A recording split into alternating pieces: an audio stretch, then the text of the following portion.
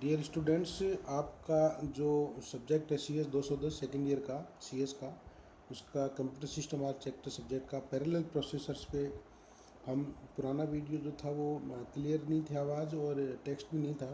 अब कुछ माइक वगैरह ला के आके हमने वर्क फ्रॉम होम से ये थोड़ा क्लियर किया है, तो उसकी जगह इसको रिप्लेस कर दिया गया। तो अब आप इसको थोड़ा ध्यान से देखेंगे। टेक्स्ट बुक्स में जो हैं आपकी रेफरेंस दे रखी हैं टेक्स्ट बुक्स में, उसको पढ़ेंगे और उससे आप ऑब्जेक्टिव और डिस्क्रिप्टिव टाइप क्वेश्चंस को एनालिसिस करेंगे, उसको समझेंगे और कुछ टॉपिक्स को बार बार आप रिपीट करते हुए देखेंगे। समस्या कोई आती है आपको या कोई समझ में नहीं आता है तो टेलीफोनिकली बात करेंगे।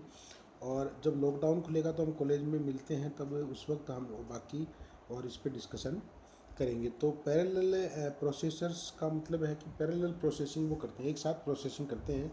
मींस एक से अधिक प्रोसेसर होंगे और इसमें लार्ज अमाउंट डेटा पर प्रोसेसिंग होती है। डेटा जो है वो लार्ज अमाउंट का है और जैसे सभी प्रोसेसर एडिशन कर रहे हैं एक साथ, सभी प्रोसेसर एक साथ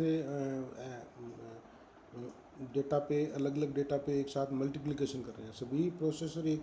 तो इसकी जो यूजेज हैं, आपको मैंने इससे पहले जो वेक्टर प्रोसेसर है या पैरेलल, तो उसके यूजेज वेदर फोरकास्टिंग के एनालिसिस डेटा को करना है, या आपको बहुत बड़े बड़े आपको कॉस्मोसिक्स डेटा पे आपको एनालिसिस करता है, वहाँ पे भी इन दोनों का पैरेलल प्रोसेसर और वेक्टर प्रोसेसर पे वहाँ पे यूज है। बड़ी बड़ी मैथमेटिकल कैलकुलेशंस में सिमुलेशंस टाइप के या मॉडलिंग के जो है सिमुलेशन, मॉडलिंग सिमुलेशन है, वहाँ पे जो बड़े amount of huge amount of data पे फास्ट प्रोसेसिंग करने के लिए, रिजल्ट जल्दी लेने के लिए हम ये प्रोसेसर्स वेक्टर और पैरेलल प्रोसेस का यूज करते हैं। तो इसमें एक से ज़्यादा प्रोसेसिंग एलिमेंट होती हैं और इसमें पाइपलाइनिंग का यूज़ भी।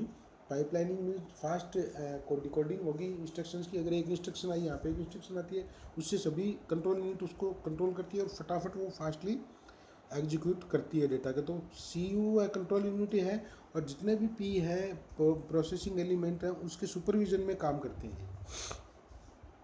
और CPU कुछ एग्जीक्यूशन करता है तो वो बिना प्रोसेसिंग यूनिट के कुछ ऐसी एग्जीक्यूशंस जो प्रोसेसिंग एलिमेंट्स की जरूरत नहीं है वो ये करके और इन प्रोसेसिंग एलिमेंट से कार्य करवाता है। P के अंदर अर्थमेटिकल एग्जीक्यूट खुद की मेमोरी होती है और उनके रजिस्टर्स होते हैं, और ये लोकल मेमोरी भी इसकी बता दिया मैंने होती है। इंस्टेंट और डेटा जो है इंस्ट्रक्शन डेटा लोकल मेमोरी में आ जाते हैं, फिर इनसे CPU के इंस्ट्रक्शंस या कंट्रोलिंग के अकॉर्डिंग ये एक साथ वर्किंग करते जाते। तो पैरेलल प्रोसेसर मीन्स एक साथ एक से अधिक प्रोसेसर्स वर्किंग कर रहे हैं इंस्ट्रक्शंस पे भी, डेटा पे भी, और एक कंट्रोल यूनिट के अंडर में सुपरविजन में ये कार्य करते हैं। इनका उपयोग जो बताया मैंने वो वेदर फोरकास्टिंग है और है।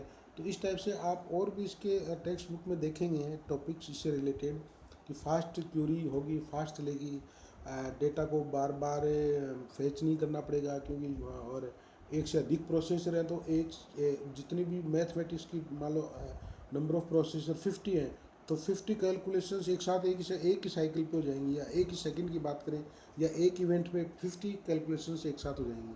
तो इस टाइप से ये फास्ट होगा और बड़ी बड़ी कैलकुलेशंस, सिमुलेशंस या वेदर फोरकास्टिंग या इस टाइप की साइंटिफिक